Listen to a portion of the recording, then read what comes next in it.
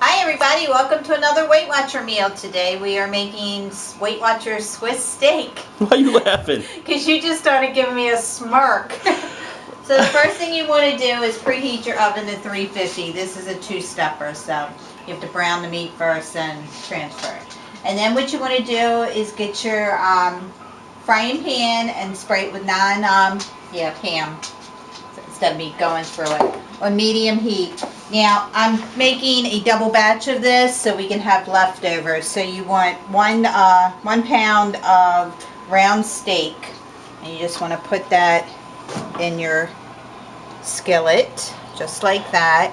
And you want to make sure that it's thin. Mine was already thin, so if it's not thin, you have to cut it into 4 slices and pound on it to make it more tender. Did you clean your hands? No. I picked my nose and then I cleaned my hands. It doesn't surprise me. Whatever. So once you do that, then you're going to add a little bit of salt and pepper to it. And then just cook it till it's brown. So it should take about, this batch will probably take about a good 6 minutes. So we will see you in the next clip. Okay, the next step you want to do, of course, is take your meat and transfer it to a baking dish. Then you want to take 2 tablespoons of flour and whisk it into your drippings. Your drippings? That's what... They didn't drip. You know what? That's what the recipe said. But they didn't drip. Don't even go there. Okay? I look like your balls. Oh, whatever. You got mushy stuff there on that cotton. It's okay, dear. It's all going to mix together. Just making sure you're doing it right. No, whatever. And then... Sorry about that. Oh, and then... Yeah. She lets you hanging, guys. Or no, seriously. Then you're going to want to add 14.5 ounces of no salt petite diced tomatoes. Well, they don't have to be petite diced, as long as it's tomatoes. Like, but they're diced, so they made it life a little bit easier. Yes, people. It's like 3/4 cup of corn. Frozen? Frozen corn, yes. Thank you, dear. See, this is the reason why I have to help her out. 2 celery stalks and a large onion cut into wedges.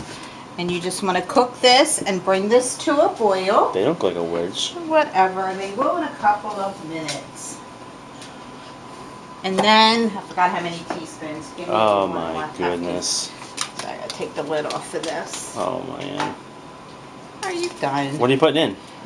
You didn't say. You really didn't. 1.5 teaspoons of oregano. 1.5?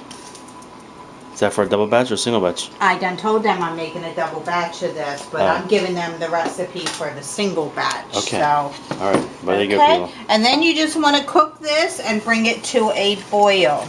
And then we're going to transfer. Now you're going to want to make sure that your onions are a little tender. So when it starts to boil, you don't immediately take it off. Just give the onions a chance to get into the tomato base. Okay? And we'll be back in a little bit. Now, next clip. Next clip. Okay, I cooked it for about 8 minutes.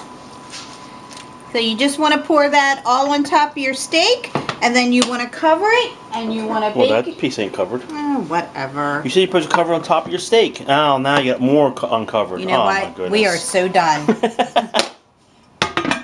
Cover it and cook it in the oven for an hour. An hour? That's what I said. Holy cow, we're going to eat till late tonight. Well, that's because you've been on YouTube all day. Whatever. You've been out in the sun all day. No. All right. Done? Done. So we'll see you in the next clip? See you next clip. So George just made a funny face, and I don't know why. So, well, this is the dinner that we prepared, and it actually is for 75 minutes. It's not for 60 minutes. Or when meat's tender. Or when meat's tender. I don't know why you just don't do this. Because you're the pro. Unfortunately, it serves 4, and the points for it is 6 points, but we can't figure out. And I have a math person here, and he couldn't figure out. Well, it's a 1/4 pound of meat, but I mean, 4 ounces per serving. Because if it's a pound of meat, you go divide that up. So I'm thinking. So it made it a little difficult to figure it out as far as how much to actual serve. Now, of course, if you want to serve this with rice, you add the points. So as usual, everything will be down below. But in the meantime, I guess George is letting it cool down, because he is the taste tester. No, I'll do it. Oh, I didn't turn it on. That's all right. Go ahead, put it on there. George, it's hot. Do you not turn the thing on so I can see myself? No. Oh my goodness. It's this button. Alright, people. Hold on. So I'm gonna show you. So we're gonna face the food, but I'm gonna show you. It's this button right here. It says on. See yourself? There you go. Whatever, smarty pants. I'll cover the speaker up. Don't cover the speaker. I gave a funny look because there's some things here I'm not really thrilled with. So this is gonna be interesting. You'd think you would have given me a knife to cut the meat up. People, he just whines so much. Well, I mean, seriously, you guys gave me a meal, you don't even cut the meat up for me? You're not a baby. You're capable. I need my meat cut out. You're not somebody I know that needs our meat cut up. Alrighty. Let's try this again. I am not a fan of onions, for the most part. I'm totally not a fan of, is that celery? Yep. Celery. Oh. The reason I taste test is because if I like it, then most people like it. But I don't know about this meal. So we're gonna see. Well, it's for dinner tomorrow too. Oh man. So guess what? Checkers, here I come. Sorry. I blow money. Yeah, well, unless you're buying for everybody, it ain't happening.